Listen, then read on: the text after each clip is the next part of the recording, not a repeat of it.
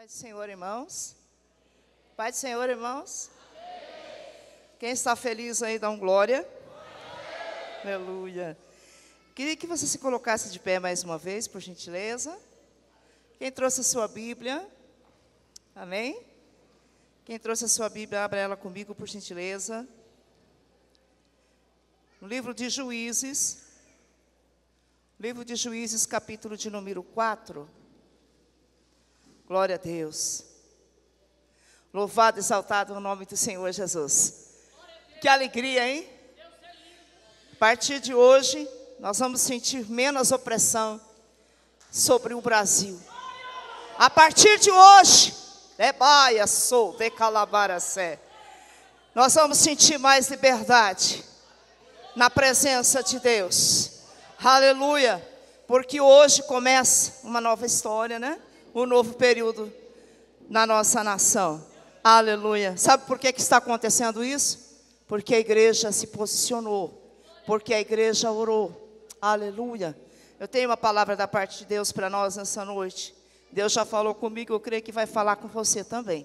Ok? Lá em Juízes capítulo 4. Aleluia. Louvado e exaltado é o nome do Senhor Jesus. Vamos ler a palavra do Senhor? Porém, os filhos de Israel tornaram a fazer o que parecia mal aos olhos do Senhor, depois de falecer Eude. E vendeu-os o Senhor em mão de Jabim, rei de Canaã, que reinava em Azor. E Cícera era o capitão do seu exército, o qual então habitava em Arazote-Agoim. Então os filhos de Israel clamaram ao Senhor, porquanto Jabim tinha 900 carros de ferro, e por 20 anos oprimia os filhos de Israel violentamente. E Débora, mulher profetisa, mulher de Lapidote, julgava Israel naquele tempo, e habitava debaixo das palmeiras de Débora, entre Ramá e Betel, nas montanhas de Efraim. E os filhos de Israel subiam a ela a juízo. E enviou e chamou a Baraque, filho de Abinoão, de Quedes, de Naftali, e disse-lhe: porventura o Senhor, Deus de Israel, não deu ordem, dizendo: vai e atrai gente ao monte Tabor, e toma contigo 10.000 homens dos filhos de Naftali e dos filhos de Zebulon, e atrairei a ti para o ribeiro de Quizon a Cícera, capitão do exército de Jabim, com os seus carros e com a sua multidão, e o darei na tua mão. Vamos lá para o versículo de número 14. Então disse Débora a Baraque: levanta-te, porque este é o dia em que o Senhor tem dado a Cícera na tua mão. Porventura, o Senhor não saiu diante de ti? Amém? Pode tomar o seu assento. Oh, glória. Louvado, exaltado é o nome do Senhor Jesus. Aleluia. A história do período de Juízes, nós podemos resumir ela em 4 palavras: pecado, servidão, arrependimento e salvação, ou libertação. Se você começa a ler o livro de Juízes, desde o primeiro capítulo até o último, sempre está se repetindo o mesmo versículo, né? Assim como está aqui no início do capítulo 4. E tornaram a fazer o que parecia mal aos olhos do Senhor. Eles se consertavam por um tempo, e aí depois eles tornavam na infidelidade. Eles começavam a servir a deuses estranhos. Eles não conseguiam permanecer em uma constância, em uma fidelidade ao Senhor. Interessante que, nesse período, eles estavam vivendo uma servidão há 20 anos. E quem os oprimia nessa época era o rei de Canaã, o rei Jabim. E diz a história que esse rei, ele era muito tirano. Era um rei muito malvado. E não tem coisa pior, irmãos, do que nós viver debaixo de uma escravidão. Não tem coisa pior na vida de um ser humano do que viver debaixo de um jugo. Se nós começar a abrir aqui, dar exemplos de jugo, de escravidão, existem vários. Por exemplo, pessoas que são dependentes químicos, pessoas que têm problema com álcool, com bebida forte, pessoas que estão debaixo de uma maldição familiar, que estão debaixo de prostituição, pessoas que têm a sua mente perturbada por demônios. Há tantos exemplos de escravidão, de maldição. Agora, o interessante é que, quando a nação de Israel se conscientizava de que estavam debaixo de um jugo, e eles clamavam ao Senhor, o Senhor levantava juízes, o Senhor levantava uma pessoa, e essa pessoa se colocava na brecha por aquela nação, e o Senhor dava a estratégia de guerra, o Senhor orientava como aquela pessoa ia lutar pela nação de Israel. Aleluia. E nesse período Deus levanta uma mulher chamada Débora. Quem aqui nunca ouviu falar de Débora, né? É uma história bastante conhecida. E Débora, além dela ser juíza em Israel, ela também era uma profetisa do Senhor. E os filhos de Israel iam até Débora para se aconselhar com ela. E diz a palavra do Senhor que Débora, ela se tornou uma mãe para a nação de Israel. Basta você ler um pouquinho para frente, no capítulo 5. E o versículo 7, quando ela escreve o cântico de vitória, ela diz: cessaram as aldeias em Israel, cessaram até que eu, Débora, me levantei por mãe, em Israel eu me levantei.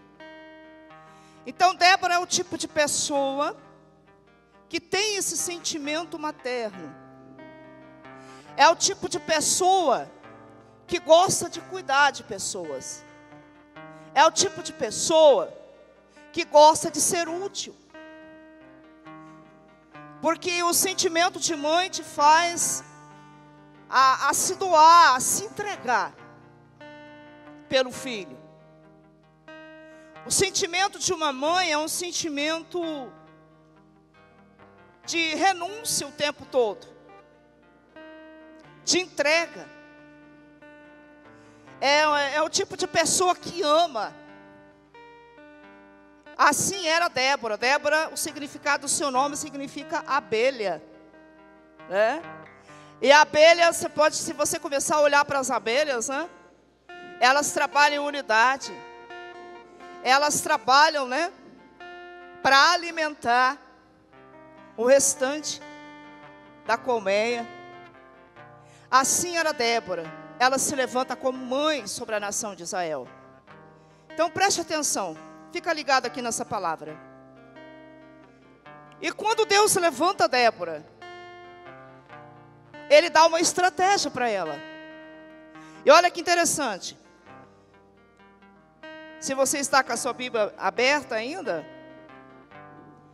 quando Deus fala com Débora, lá no versículo de número 6, e enviou e chamou Baraque, filho de Abinoão, de Quedes e Naftali, e disse-lhe: porventura o Senhor Deus de Israel não deu ordem dizendo: vai atrás gente ao monte de Tabor, e toma contigo 10.000 homens dos filhos de Naftali e dos filhos de Zebulon.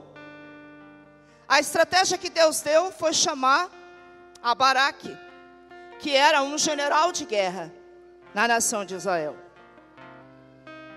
E através dessa estratégia, o Senhor traria o livramento daquela servidão, daquela escravidão. Aleluia. Olhe para cá, fica ligado aqui na palavra, irmãos.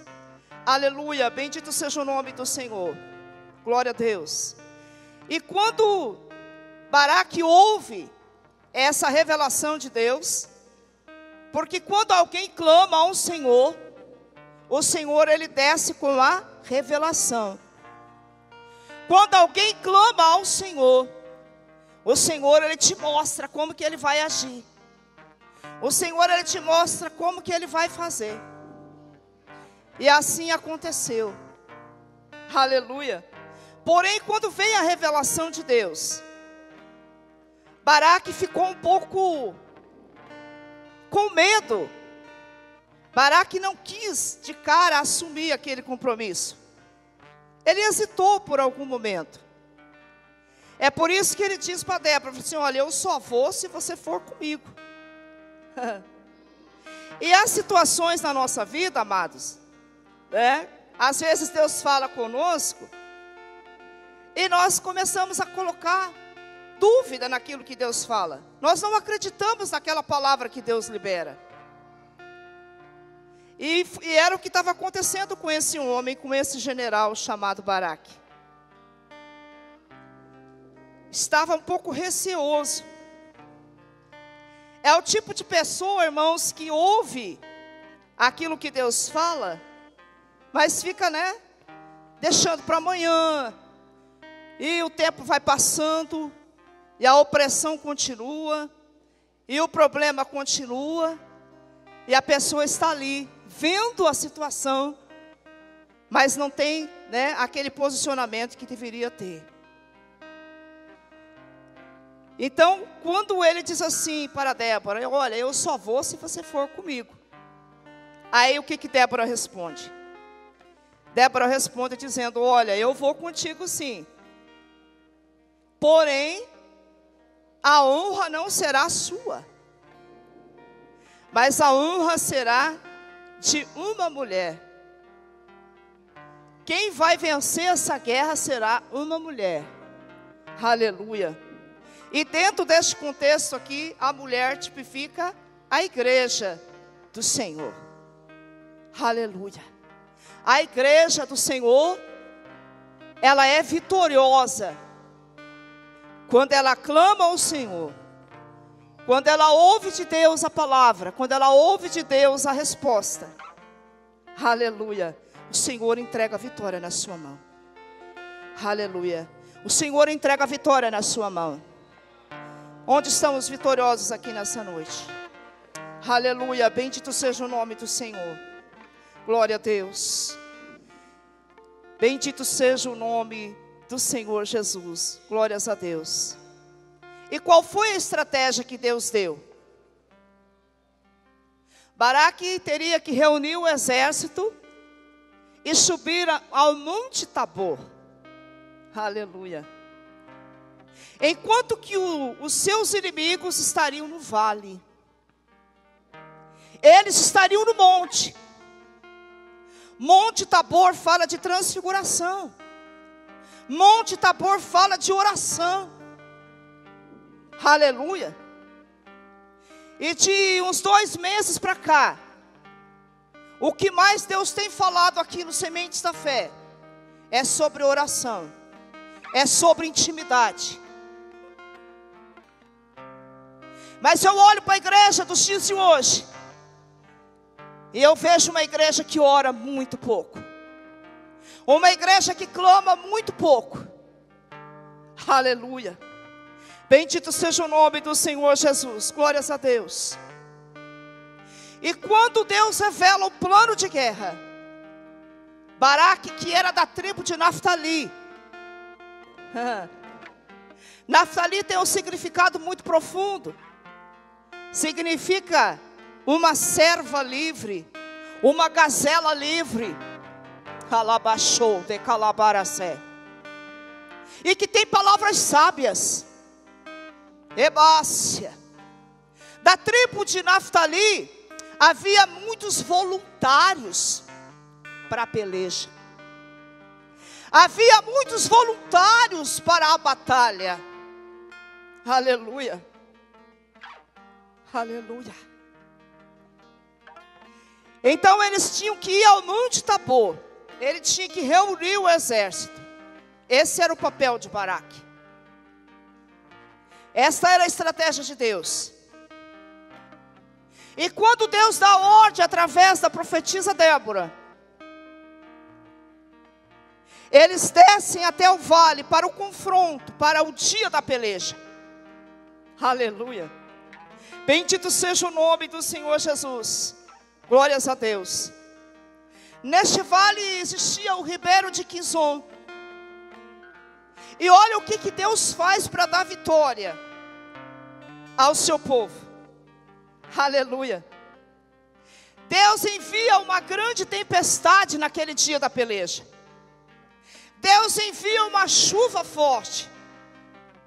Aleluia. De maneira que aquele ribeiro transborda. E começou a ficar um mar de lama. E aqueles carros e cavalos de guerra daquele rei chamado Jabim, no comando de Cícera, que representa Satanás aqui nesse contexto. Eles começaram a se atolar naquela lama, eles não conseguiam se movimentar. Aleluia. Deus, Ele usa as condições do clima para dar vitória para a nação de Israel. Você está entendendo? Quem sabe Deus já te deu uma estratégia para você resolver essa situação dentro da sua casa. Quem sabe ainda você não conseguiu colocar ela em prática. Mas nessa noite, você vai sair daqui consciente daquilo que Deus tem para fazer na tua vida. E você não vai passar a responsabilidade para outra pessoa. Você vai assumir a responsabilidade dentro da sua casa. Cadê você que quer essa vitória? Levante a sua mão. Eu estou liberando uma palavra de vitória sobre a sua vida. O Senhor nessa noite, Ele vai te dar uma estratégia de guerra. E Satanás que está lá dentro da sua casa, disfarçado de bonzinho, escute. Lebaia show, vê calabaracé. Através do seu posicionamento, ele vai ser destruído.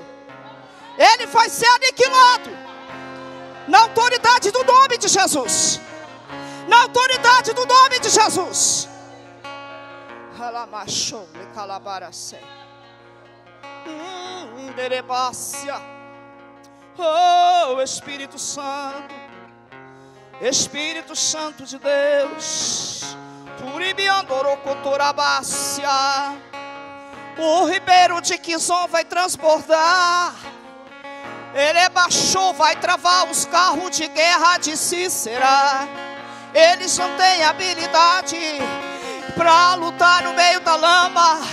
Rebaixou, Deus está confundindo os teus inimigos. Deus está confundindo os seus inimigos. Deus está te dando uma estratégia de guerra. Lerebaia súria darás.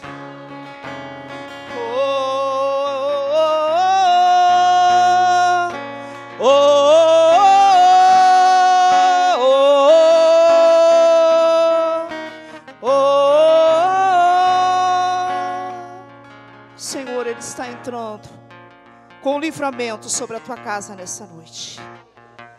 Aleluia. Bendito seja o nome do Senhor Jesus.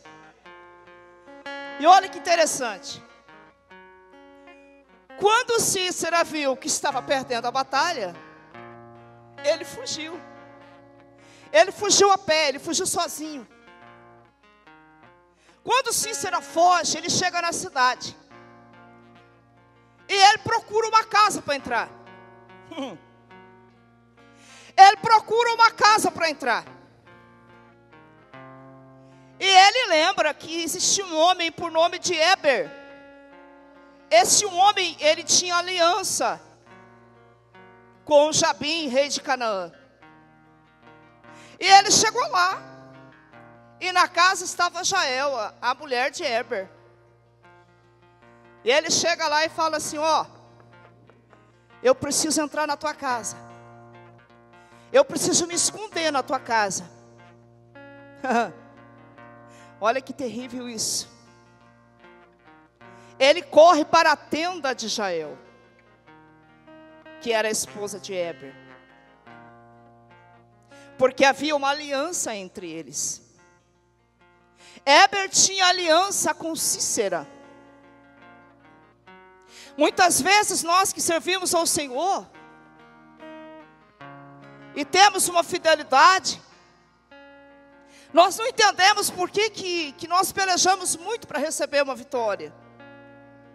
Muitas vezes na nossa família há alguém que tem uma aliança com Satanás. Há alguém que, por não conhecer a palavra do Senhor, acabou abrindo uma brecha, uma legalidade, e o diabo entrou na vida dessa pessoa. Às vezes é um marido alcoólatra. Às vezes é um filho que tem problema com drogas. E é uma servidão, é uma escravidão. Aleluia. Agora o que me chama a atenção aqui na vida dessa mulher chamada Jael. Jael significa cabra selvagem. É uma pessoa que teve experiência no deserto. É uma pessoa que morava debaixo de tendas. E sabia como lidar com o inimigo. Uma mulher sábia. E quando Cícera entra na casa dela, eu acho isso aqui tremendo. Aleluia.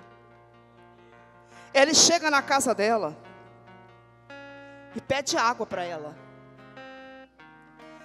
Interessante que no Oriente, irmãos, quando alguém ia visitar uma pessoa, que chegava na casa de alguém, se aquela pessoa fosse bem-vinda, a primeira coisa que se fazia era trazer uma bacia de água para lavar os pés, ou era oferecer um copo de água.